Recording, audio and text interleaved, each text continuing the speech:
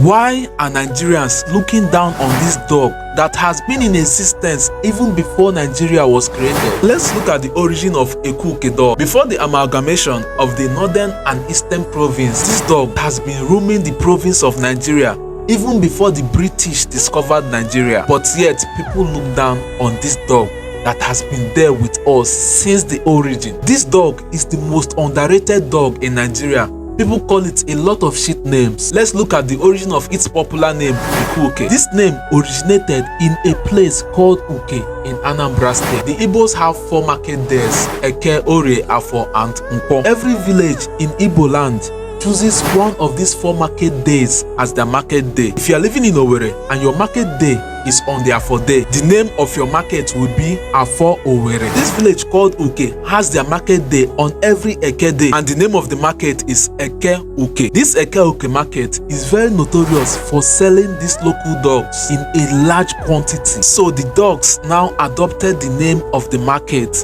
EKUKE.